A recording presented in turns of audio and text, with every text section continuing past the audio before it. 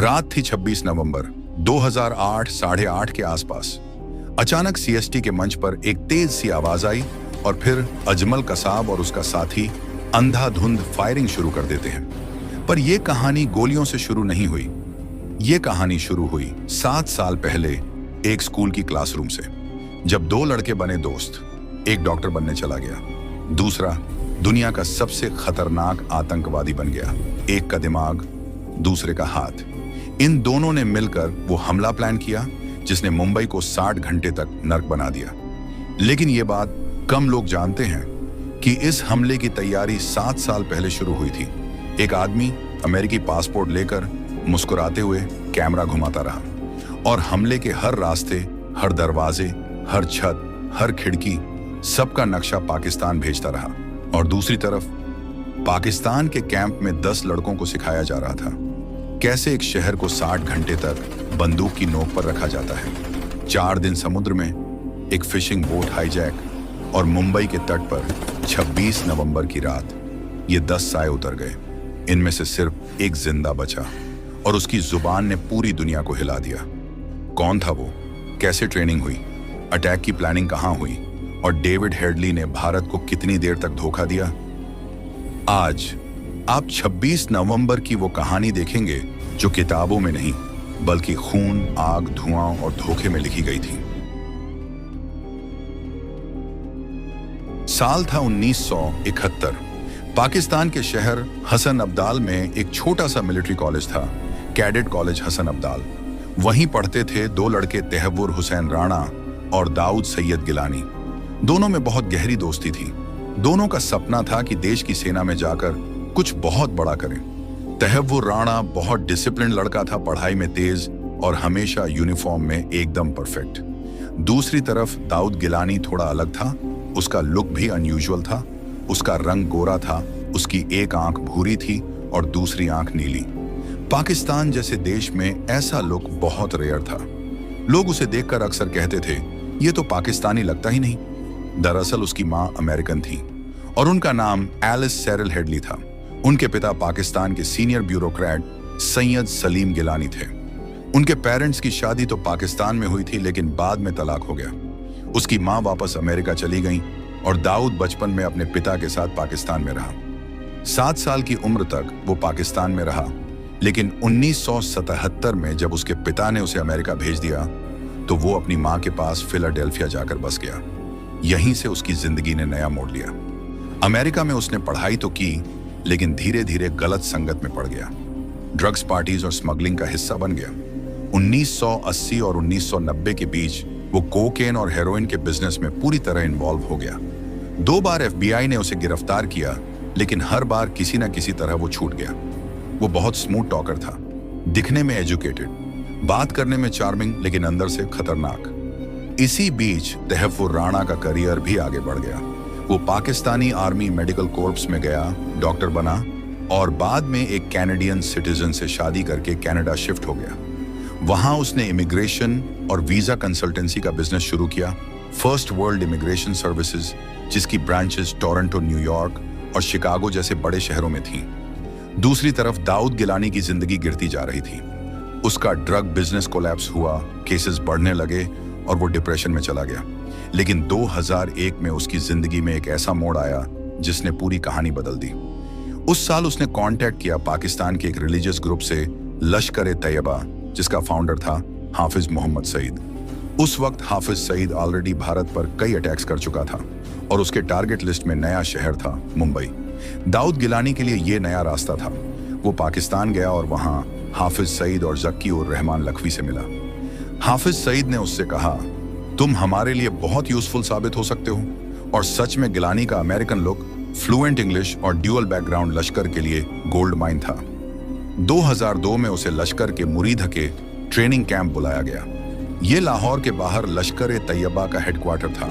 यहाँ उसने introductory training ली, जिसे वो दावत बोलते हैं। इसमें उसे आइडियोलॉजी सिखाई गई कि इंडिया, इजराइल और अमेरिका उनके दुश्मन हैं। इसके बाद एडवांस ट्रेनिंग के लिए उसे मुजफ्फराबाद, जो कि पीओके में पड़ता है, वहां भेजा गया, जहां लश्कर का मेन मिलिट्री कैंप था, बैतुल मुजाहिदीन। यहीं से वो लश्कर की कोर आइडियोलॉजी और प्लानिंग का हिस्सा बन गया। 2002 से 2003 तक उसने पाकिस्तान के 5 दौरे किए, फरवरी, अगस्त, अप्रैल, अगस्त और दिसंबर। हर बार ट्रेनिंग सेशंस में शामिल हुआ, नए कॉन्टैक्ट्स बनाए और लश्कर के कोर लीडरशिप से जुड़ गया। ट्रेनिंग खत्म होने के बाद उसे लश्कर के फॉरेन रिक्रूटमेंट विंग में भेज दिया गया, जिसका हेड था साजिद मीर। साजिद मीर ने उससे कहा, तुम्हारा काम अब बैटलफील्ड पर नहीं होगा, तुम्हारा काम है इंटेलिजेंस गैदर करना और इन्फिल्ट्रेशन में मदद करना। साजिद मीर ने उसे साफ कहा, अब तुम अमेरिका वापस जाओ और अपना नाम चेंज करो, बाकी इंस्ट्रक्शंस तुम्हें वहां मिलेंगे। दाऊद गिलानी ने वही किया। वो वापस अमेरिका गया और अपनी मां का लास्ट नेम अडॉप्ट किया। अब उसका नया नाम था डेविड कोलमैन हेडली। नया नाम, नया पासपोर्ट, नई पहचान। 2005 में उसने ऑफिशियली नाम बदलने का एफिडेविट दाखिल किया और अमेरिकन पासपोर्ट हासिल कर लिया। अब वो दिखने में पूरी तरह अमेरिकन था। Blue eyes, white skin, clean accent, US passport. कोई सोच भी नहीं सकता था कि ये आदमी एक्चुअली पाकिस्तान ट्रेन टेररिस्ट है। इंडियन इंटेलिजेंस एजेंसीज का मानना है कि इस प्रोसेस में पाकिस्तान की इंटर सर्विसेज इंटेलिजेंस आईएसआई ने उसकी मदद की थी, क्योंकि किसी ऐसे आदमी को जो पहले 2 बार ड्रग स्मगलिंग में गिरफ्तार हुआ हो, इतने आसानी से यूएस पासपोर्ट मिलना ऑलमोस्ट इम्पॉसिबल था। हेडली अब दोहरी जिंदगी जीने लगा, ऊपर से एक सक्सेसफुल बिजनेसमैन, नीचे से लश्कर का स्लीपर एजेंट। और यहीं पर उसकी स्टोरी फिर से जुड़ती है अपने पुराने दोस्त तहव्वुर राणा से। वो कनाडा में सेटल था और अमेरिका में भी उसकी इमिग्रेशन कंसल्टेंसी चल रही थी। हेडली ने उससे कांटेक्ट किया और कहा, भाई एक काम है जो दोनों के लिए प्रॉफिटेबल होगा। लश्कर की तरफ से उसे एक प्लान मिला था, इंडिया में बेस एस्टैब्लिश करो। हेडली ने राणा से कहा, हम अपनी कंपनी की ब्रांच मुंबई में खोलते हैं, लेजिटिमेट बिजनेस भी चलेगा और ट्रैवल करने का रीजन भी रहेगा। राणा को आइडिया पसंद आया। उसने कहा, श्योर, बिजनेस एक्सपैंड करते हैं इंडिया में भी। बस यहीं से शुरू हुआ एक ऐसा नेटवर्क जो आने वाले 3 सालों में दुनिया के सबसे बड़े टेररिस्ट अटैक की बैकबोन बनने वाला था। डेविड हेडली का नया लाइफस्टाइल अब बिल्कुल बदल चुका था। ऊपर से वो एक लेजिटिमेट बिजनेसमैन की तरह दिखता, corporate meetings, immigration, consultancy, client calls. नीचे से वही लश्कर का एजेंट था जो अपने पुराने हैंडलर्स से लगातार कांटेक्ट में रहता था। उसने मुंबई जाने का पहला बहाना वीजा और बिजनेस मीटिंग बताया। जुलाई 2006 में जब वो पहली बार इंडिया पहुंचा तो उसने बस होटल्स, कैफेज और कुछ पब्लिक प्लेसेस की देख रेख की। यहाँ कैसा क्राउड रहता है, किस टाइम पर जगह क्राउडेड होती है, कहाँ कैमरे लगे हैं, किस एंट्री से लोग आते जाते हैं, ऐसी बातें उसने नोट की। वो ओपन टूरिस्ट की तरह रिकॉर्डिंग करता, कैमरा और वीडियो लेता, जीपीएस कोऑर्डिनेट्स का यूज करता। बातों का यह सिलसिला अब लश्कर के लिए इंटेलिजेंस बनता जा रहा था।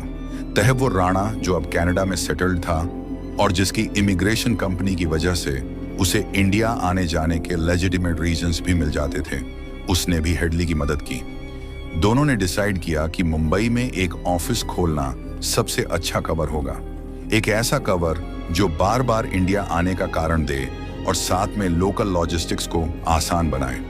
इधर पाकिस्तान में लश्कर ए तैयबा ने अपनी रिक्रूटमेंट और ट्रेनिंग पूरी तीव्रता से शुरू कर रखी थी। उस वक्त के रिकॉर्ड्स और बाद के इंटरोगेशंस में जो सच सामने आया, उससे पता चला कि लश्कर ने उन लड़कों की स्क्रीनिंग बड़े पैमाने पर की। गरीबी, बेरोजगारी, पारिवारिक सूना होना और अक्सर छोटी सी क्रिमिनल हिस्ट्री, ऐसे युवाओं को चुनना आसान था। कुल मिलाकर 27 से ज्यादा नाम सामने आए, लेकिन आखिर में उन तमाम नामों में से सिर्फ 10 लड़के फाइनल हुए, वो 10 जिनको समुद्री रूट से भेजा गया। उनमें से एक का नाम अजमल आमिर कसाब था। कसाब था तो एक आम सा बच्चा, ओकारा जिला पंजाब का रहने वाला, लेकिन जिन कारणों से लश्कर ने उसे चुना, उन सभी कारणों ने उसे बड़े साजिश में ढकेल दिया। लश्कर का ट्रेनिंग प्रोग्राम 4 मेन चरणों में डिवाइड था। पहला था दौरा ए सफा, दूसरा दौरा ए अम्मा, तीसरा दौरा ए खासा और चौथा दौरा ए रिबात। पहले 2 चरणों में रिलीजियस इंडॉक्ट्रिनेशन और बेसिक मिलिट्री स्किल्स दी जाती थी। तीसरे में advanced gorilla fighting, explosives, close quarters battle जैसी ट्रेनिंग थी, जिसे पूरा करना आसान नहीं था। चौथे में इंटेलिजेंस और एस्केप इवेड के टेक्निकल्स सिखाए जाते थे। इन सभी चरणों में जो सर्वाइवर्स रहे, वही आगे की प्लानिंग के लिए चुने गए। ट्रेनिंग इतनी कड़ी थी कि कई लोग बीच रास्ते में ही निकल गए। इमोशनल स्ट्रेस, फिजिकल टॉर्चर और कठिन दिनचर्या ने बहुतों को तोड़ दिया। प्रशिक्षण के इंस्ट्रक्टर्स में कुछ ऐसे लोग थे जिनके नाम बाद की जांच में बार बार आए, हाफिज सईद, ज़कियुर रहमान लखवी और कुछ कमांडर्स। ट्रेनिंग में उनको यह सिखाया गया कि कैसे एक बड़े शहर में घुसकर मैक्सिमम डैमेज करना है, कैसे किसी भी भीड़ में ब्लेंड कर लेना है, और सबसे अहम बात, अगर कुछ गलत हो जाए तो किस तरह बच निकलना है। इन सब बातों का फाइनल आउटपुट यही था कि एक बड़ा कोऑर्डिनेट मल्टी साइट अटैक को अंजाम दिया जाए। अजमल कसाब और बाकी 9 लड़कों का सिलेक्शन होने के बाद उन्हें पाकिस्तान से कराची तक सीक्रेट ट्रेन से लाया गया। कराची के निकट अजीजाबाद इलाके में उन्हें कुछ हफ्तों तक रखा गया और वहां से उनकी समुद्री ट्रेनिंग शुरू हुई। इस समुद्री ट्रेनिंग में उन्हें सिखाया गया कि छोटी नाव से कैसे ऑपरेट करना है, कैसे मछलियों की तरह नाव चलानी है, कैसे कोस्ट लाइन पढ़नी है, यानी बेसिक सीमैनशिप। साथ ही उन्हें वीडियो दिखाकर उन इंडियन जगहों के विस्तृत शॉट्स और एंट्री एग्जिट पॉइंट्स बताए गए जो बाद में टारगेट्स बनेंगे। इन टेप्स और फोटोज को लश्कर के सेंट्रल प्लानिंग सेल ने कैटेगोराइज किया कि कौन सी टीम किस टारगेट पर जाएगी, किस रूट से जाना है, किस तरह की डिस्गाइजेस लेनी है। लश्कर ने 5 टीम्स बनाई। हर टीम में 2-2 लोग थे। दोनों का जोड़ा बड़ी सिस्टम के हिसाब से रखा गया ताकि एक पार्टनर मारा जाए तो दूसरा कुछ कर सके। अजमल इस्माइल की जोड़ी इनमें से एक थी। उन 10 फाइनल कैंडिडेट्स में से एक को टीम का लीडर भी चुना गया, जिसे कहा गया कि वह ओवरऑल कोऑर्डिनेशन देखेगा। फाइनल लिस्ट में इन 10 लड़कों के रियल एड्रेसेस, फैमिली रिकॉर्ड्स और छोटे छोटे क्रिमिनल मामलों को स्क्रब करके उन पर ध्यान दिया गया ताकि कोई ऑब्वियस सरकारी बैकग्राउंड चेक में फेल ना हो। नवंबर का महीना आता है और लश्कर लीडरशिप हमले की तारीख तय करने लगती है। शुरू में कुछ तारीखें फिक्स हुई, लेकिन इंटेलिजेंस लीक्स और इंटरनल सिक्योरिटी कंसर्न्स के चलते कुछ तारीखें बदलती रहीं। वर्ष 2008 के सितंबर-अक्टूबर में कुछ प्लान डेट्स पर रोक लगाई गई क्योंकि इंडियन रॉ को कुछ इंटेलिजेंस मिली और सिक्योरिटी एजेंसीज अलर्ट हो गईं। लेकिन लश्कर ने पीछे नहीं हटा। जनवरी से नवंबर के बीच उनकी मीटिंग्स और रिहर्सल्स जारी रहीं। अंततः डिसीजन हुआ कि लेट नवंबर का महीना ठीक रहेगा क्योंकि उस समय कम विजिबिलिटी और कई लॉजिस्टिक एडवांटेजेस थे। दोनों तरफ भारत में कुछ एजेंसीज को इन संकेतों का पता चला तो लश्कर ने डेट बदलवा दी। पर जब लश्कर ने आखिरकार तय किया कि अब आखिरी प्लान कर दिया जाए तो उन्होंने सारे रिसोर्सेज जुटा लिए। Fake IDs, Indian clothes, local SIM cards, cash bundles, GPS sets, satellite phones और स्मॉल वेपन्स। ये सारी चीजें पाकिस्तान के अंदर निहित नेटवर्क्स के जरिए इकट्ठा करके कराची के आसपास भेज दी गईं। 21 नवंबर को एक आखिरी ब्रीफिंग हुई। वहां ज़कियुर रहमान लखवी और कुछ बड़े लोग मौजूद थे। उन्होंने लड़कों को फाइनल इंस्ट्रक्शंस दी, अगर किसी ने देखा तो क्या कहना है, किस तरह बिहेव करना है, और सबसे डरावनी बात, जब भी बड़ी क्राउड दिखे तो किसी भी रिलीजियस आइडेंटिटी के बारे में मत सोचना, सभी पर फायर करना। उन्होंने कहा कि अगर एनकाउंटर में कोई फॉरेनर मिले तो उन्हें स्पेशल टारगेट समझो। ये लाइंस बाद में कसाब के बयान में आईं और ये दिखा देती हैं कि उनका मकसद सिर्फ इमारतें तबाह करना नहीं था। उनका लक्ष्य था मैक्सिमम सिविलियन कैजुअल्टीज और इंटरनेशनल हेडलाइंस बनाना। 22 नवंबर की सुबह लड़कों को कराची से समुद्र के रास्ते भेजा गया। उन्हें एक छोटी नाव से ट्रांसफर किया गया, फिर बड़ी नाव अल हुसैनी पर चढ़ाया गया। समुद्र में 2-3 दिन की स्ट्रैटेजी के बाद 23 नवंबर के दोपहर को उन्होंने एक छोटी इंडियन फिशिंग बोट कुबेर को हाईजैक कर लिया। उस नाव पर जो मछुआरे थे उन्हें मार दिया गया और एक नाविक अमरचंद को बंधक बनाया गया ताकि वो रास्ता दिखाता रहे। यह घटना बाद में बहुत बड़ा टर्निंग पॉइंट साबित हुई। समुद्री यात्रा का आखिरी पार्ट बेहद रिस्की था। आखिरकार कोस्ट गार्ड, नेवी और अदर मैरीटाइम सिक्योरिटी का सामना करना पड़ता है। बावजूद इसके उन्होंने प्लान एग्जीक्यूट किया और 26 नवंबर की रात को मुंबई को तट के पास पहुंच गए। बदवार क्षेत्र पर उतरने के बाद उन्होंने 5 टीम्स में डिवाइड होकर टैक्सी लेकर अपने टारगेट्स की ओर जाना शुरू किया। उन टारगेट्स में प्रमुख थे Chhatrapati Shivaji terminal CST, Leopold cafe, Taj Mahal hotel, Oberoi Trident hotel और नरीमन हाउस। शाम के 8 बजे के आसपास ये घातक जोड़ियां अपने अपने जगहों पर पहुंची और हमला शुरू हुआ। रात के 8:30 बजे थे। मुंबई की सड़कों पर रोज की तरह हलचल थी। मरीन ड्राइव पर लोग टहल रहे थे, कोलाबा के कैफेज और होटल्स में गाने बज रहे थे और सीएसटी पर लोग ट्रेन पकड़ने की जल्दी में दौड़ रहे थे। किसी को यह अंदाजा भी नहीं था कि आने वाले कुछ मिनटों में यह शहर जो कभी सोता नहीं था वो आज डर से पत्थर बन जाएगा। बदवार पार्क के पास एक छोटी स्पीड बोट किनारे लगी। 10 लड़के पिछले 4 दिन से समुद्र में सफर कर रहे थे। वो धीरे धीरे किनारे पर उतरे। उनके हाथों में AK-47 राइफल्स, बैग में ग्रेनेड्स और जेब में नकली ID कार्ड थे। हर एक ने इंडियन कपड़े पहने थे और कलाई में कलावा बांधा हुआ था ताकि कोई शक न करे। उतरते ही उन्होंने अपने अपने ग्रुप बना लिए। पहली टीम अजमल आमिर कसाब और अब्बू इस्माइल की थी जो CST स्टेशन की ओर निकली। दूसरी टीम साजिद और अब्बू उमर थी जो लियोपोल्ड कैफे की तरफ गए। तीसरी अब्बू अली और अब्बू सोहेल की जो ताज होटल की तरफ गए। चौथी अब्बू ओवैस और अब्बू अक्सा की थी जो ओबेरॉय ट्राइडेंट होटल की ओर गए। पांचवी अब्बू उमर और अब्बू अक्शा की थी जो नरीमन हाउस की तरफ गए, जो एक यहूदी सांस्कृतिक केंद्र था। टैक्सियां पकड़ी गईं और सब अपने टारगेट्स की तरफ बढ़ गए। हर टीम के पास एक GPS डिवाइस था जो उन्हें पहले से रिकॉर्डेड कोऑर्डिनेट्स दिखा रहा था। ये कोऑर्डिनेट्स वही थे जो अमेरिका में बैठा डेविड हेडली मंथ्स पहले भेज चुका था। रात के लगभग 9:20 पर CST स्टेशन की फर्श पर पहली गोली गूंजी। अजमल और इस्माइल ने अपनी AK-47 उठाई और भीड़ पर अंधाधुंध फायरिंग शुरू कर दी। हर तरफ अफरा तफरी मच गई।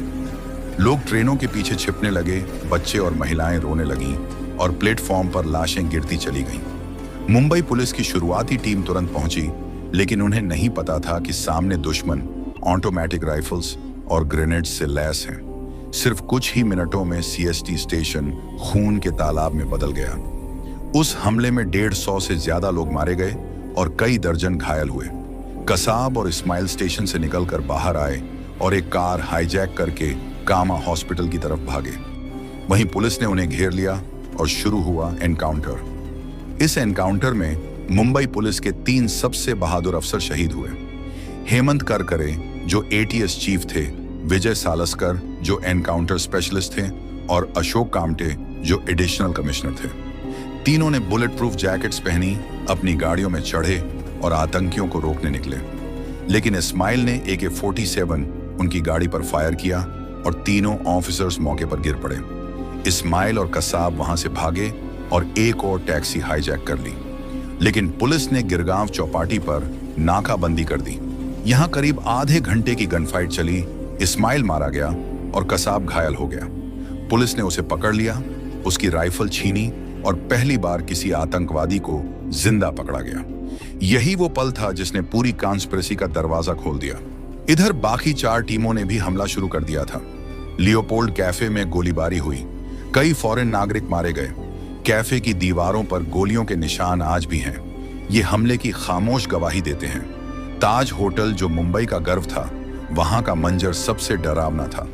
2 आतंकियों ने ग्रेनेड से विस्फोट किया, कई मंजिलों में आग लग गई और सैकड़ों लोग अंदर फंस गए। होटल के अंदर जो बंधक स्थिति बनी वो अगले 60 घंटे तक चली। ओबेरॉय होटल पर भी ऐसा ही हुआ। आतंकियों ने पहले रेस्तरां पर फायरिंग की, फिर लोगों को ऊपर के फ्लोर्स में ले जाकर बंधक बना लिया। नरीमन हाउस यहूदी परिवारों का धार्मिक केंद्र है। वहां आतंकियों ने पूरी इमारत कब्जे में ले ली। कई लोग छत से कूद गए, कई फंस गए। रात होते होते पूरा मुंबई युद्ध का मैदान बन गया। फायर ब्रिगेड, पुलिस कमांडोज सब अलग अलग जगहों पर फंसे लोगों को निकालने की कोशिश कर रहे थे। लेकिन सबसे बड़ी चुनौती थी कि आतंकवादी पूरी तरह ट्रेंड थे और हर जगह टैक्टिकल एडवांटेज में थे। इसी बीच दिल्ली में नेशनल सिक्योरिटी गार्ड NSG को एक्टिवेट किया गया। Special operation unit black tornado तैयार हुई और NSG कमांडोज को एयरलिफ्ट करके मुंबई भेजा गया। लेकिन उनका विमान उस वक्त चंडीगढ़ में था। लॉजिस्टिक्स में देरी हुई। रात भर मुंबई 2 के लोग डर में थे और कमांडोज सुबह तक पहुंचे। जब NSG मुंबई पहुंची तो सबसे पहले 3 जगहों को टारगेट किया: ताज होटल, ओबेरॉय होटल और नरीमन हाउस।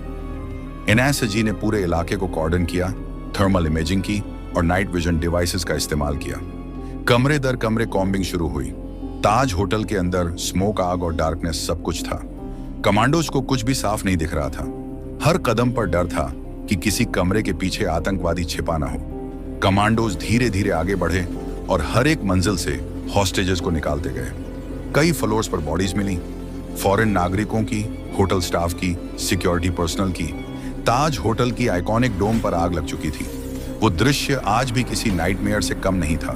एनएसजी के ऑपरेशन में एक नाम हमेशा याद रखा जाएगा, मेजर संदीप उन्नीकृष्णन। उन्होंने अपनी टीम को पीछे रहने को कहा और खुद आतंकियों के सामने गए ताकि साथियों की जान बचाई जा सके।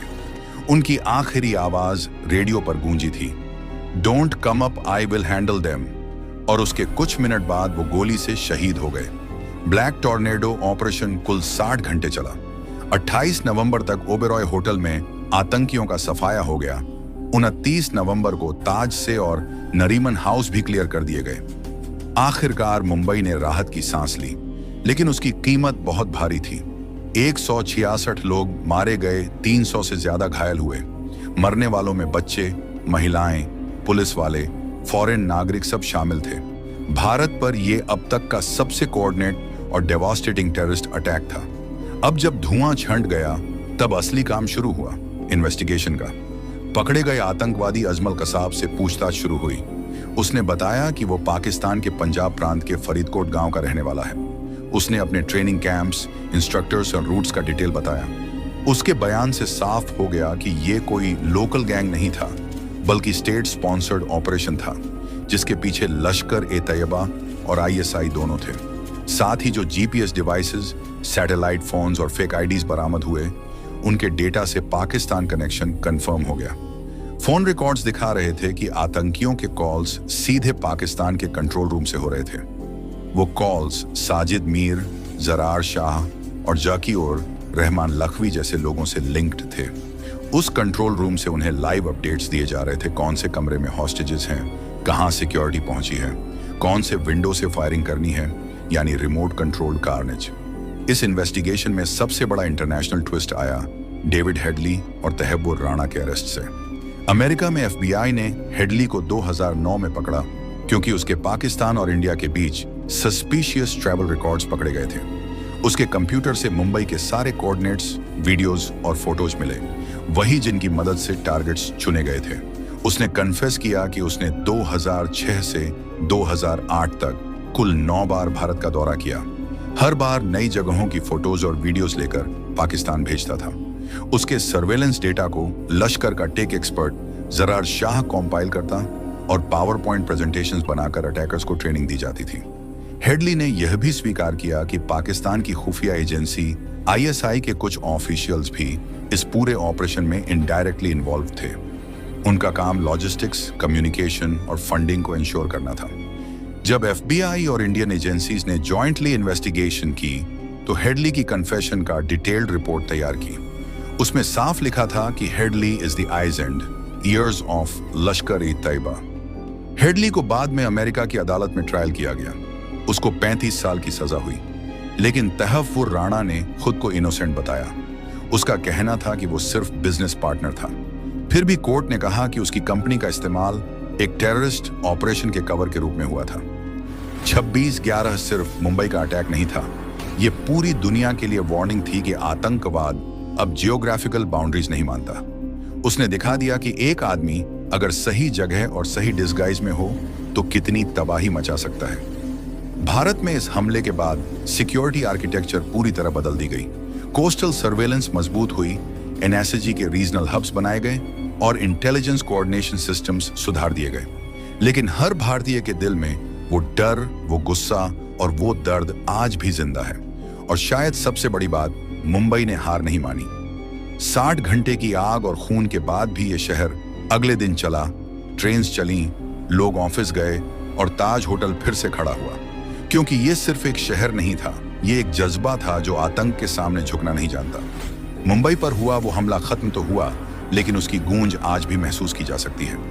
26 नवंबर 2008 की ये तारीख अब सिर्फ एक दिन नहीं, बल्कि एक सिंबल बन चुकी है। तो दोस्तों, अगर ये कहानी आपको कुछ सोचने पर मजबूर करती है, अगर इसने आपके अंदर वो सवाल जगाया है कि हम कैसे ऐसे हमलों से बच सकते हैं, तो इस वीडियो को जरूर शेयर करें, ताकि ज्यादा से ज्यादा लोग जान सकें कि 26/11 सिर्फ एक हमला नहीं था, ये सबक था, ये चेतावनी थी, ये यादें थीं कि हमने आजादी की कीमत सिर्फ जंग में नहीं चुकाई है, हमें ऐसे आतंकवादी गतिविधियों का भी सामना करना पड़ता है। तो दोस्तों, अगर आपको हमारी वीडियो अच्छी लगी तो इसे लाइक करें, शेयर करें, कमेंट करें और चैनल को सब्सक्राइब करें। और हाँ, आप हमें हाइप देना ना भूलें।